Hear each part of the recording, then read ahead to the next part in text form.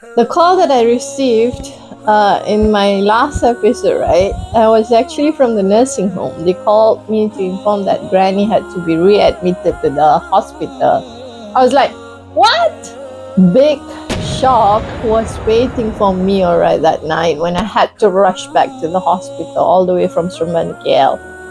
Da da da da da da da da da da da da da da da da da da. Bismillahirrahmanirrahim. رب اشرح لي صدري ويسر لي أمري واحلل عقدة من لساني يفقهوا قولي. Assalamualaikum warahmatullahi ta'ala wabarakatuh, guys. Good morning, good afternoon, good evening, wherever you guys may be. I'm Sri. I'm a narcissistic survivor. Join me as I take you through my life journey, how I overcame narcissism with the help of Islam. Alhamdulillah. Inshallah. When I reached hospital that night, it was a shocking scene. I saw Granny. Her right leg was hoisted up in the air. She had a broken hip. She fell and broke her hip.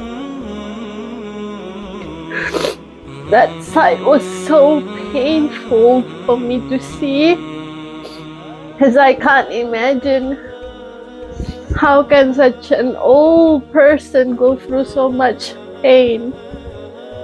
And it just broke me. I was crying.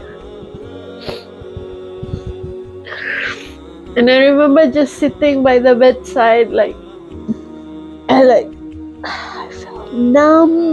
Where do I go from here? I don't know.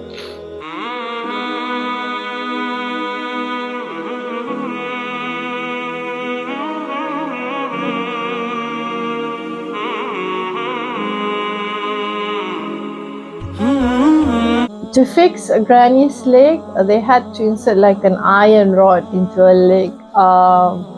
But since she is already very old, she was 84, right? And that she was still recovering from pneumonia, her lungs were still very weak. So it would be a high-risk procedure. We were expecting the worst-case scenario post-ops. So if we went through the operations, we've had to had like an ICU bed on standby, fearing the worst.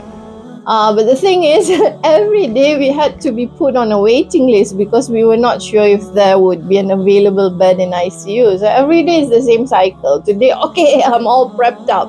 Today is the day. Granny's gonna be operated, and I gotta prepare for the worst.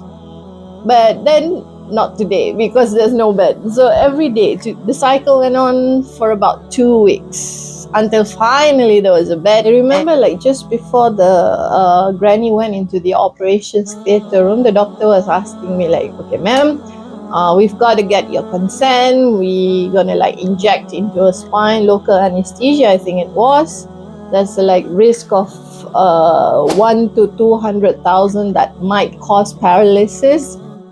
Right, Sri, how would you like to proceed for the operations? Option A, general anesthesia. Option B, spot anesthesia. Option C, random anesthesia. And option D, local anesthesia. Would you like to take a lifeline? Ask the audience 50-50 or call a friend.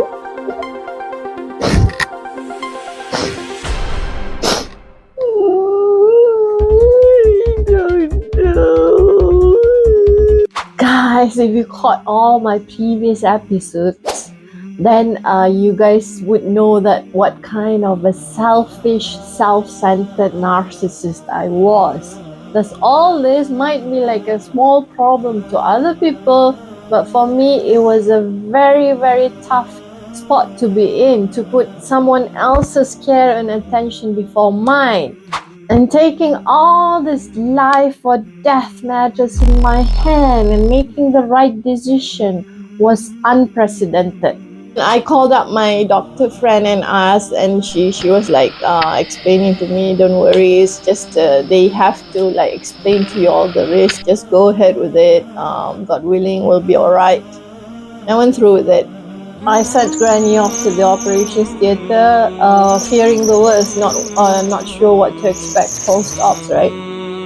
I remember kissing her dearly, sincerely on the forehead. I don't think I've ever been more sincere or more empathetic or more sympathetic or more compassionate other than that point in my whole life. I was tired and I went to nap in the car while waiting. It was hours of operation, right? So while waiting in the car, every time the phone rang, I was like, is it a bad news? I was so anxious, I was so panicking. But Alhamdulillah, she survived the operation. The whole weight of the world was like lifted off of my shoulders that day, Alhamdulillah. But Granny had a long recovery process to look forward to so that she'd be able to walk again. Now, the problem is Granny is already very advanced in her age. Usually, people of that age, they are not really motivated to make that tremendous effort to walk again. And they slip into their own depressive mode. It's going to be challenging months ahead. One hurdle down, many more hurdles to come. I thought the worst was over. No, there's still more to come. Stay tuned with me, guys, on my next episode where I share with you more bombs to be dropped on my plate. Meanwhile, do support me, guys. Please subscribe to my channel and like this video if this story resonates with you.